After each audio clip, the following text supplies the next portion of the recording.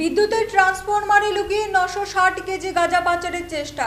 3.5 কোটি টাকার গাঁজা সহ চুড়াইবাড়ি থানার পুলিশের হাতে গ্রেফতার দুজন। নেশা বিরোধী অভিযানে বড় সাফল্য চুড়াইবাড়ি থানার। আটক প্রায় 4 কোটি টাকার গাঁজা সহ 2 ব্যক্তি। ঘটনা সোমবার দুপুর 2টা নাগাদ চুড়াইবাড়ি থানার নাকা পয়েন্টে। এদিন দুপুরে আগরতলা থেকে গুয়াহাটি যাওয়ার জন্য 6 চাকার একটি লরি চুড়াইবাড়ি পুলিশের নাকা পয়েন্টে আসতেই গাড়ি দাঁড় করিয়ে তল্লাশি করা হয়। এমন সময় ওসি খোকন সাহা লক্ষ্য করেন গাড়িতে থাকা ইলেকট্রিক্যাল ট্রান্সফরমারের নাটগুলি ঢিলে অবস্থায় রয়েছে।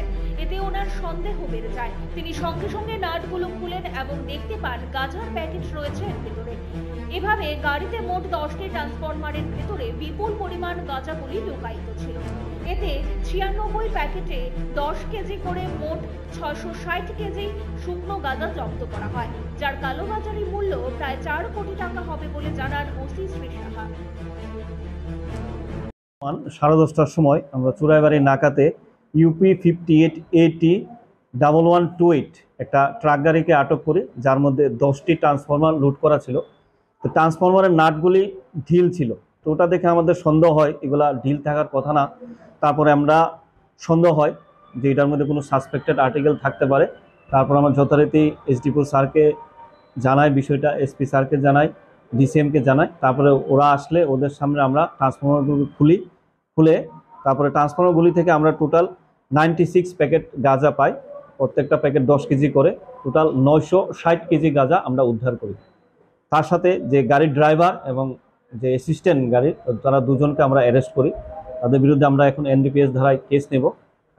কালকে ওদের কোর্টে চালান করব রিমান্ড চেয়ে, এবং এর সাথে কারা জড়িত আছে তারা আমরা দেখব সবটা। ড্রাইভার দুজনই ইউপির বাসিন্দা, অদ্রেশ কুমার সচ্চন আর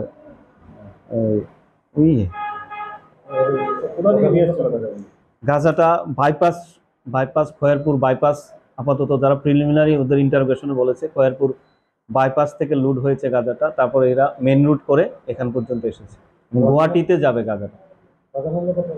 বাজার মূল্য প্রায় 3.5 থেকে 4 কোটি টাকা।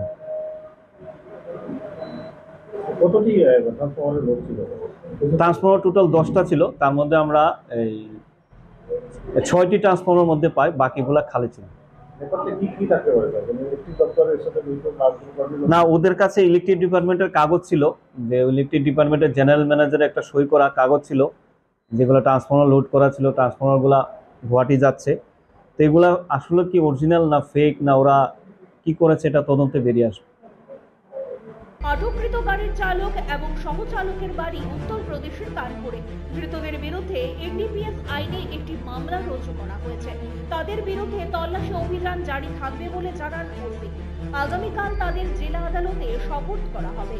অপরদিকে এই নেশা বিরোধী অভিযানের খবর পেয়ে ঘটনাস্থলে ছুটে যান জেলার পুলিশ সুপার অবিনাশ রায়, মহকুমা পুলিশ আধিকারিক বি জরিন পুরিয়া এবং DCM genius Debbarma. Bureau Report, Public Now.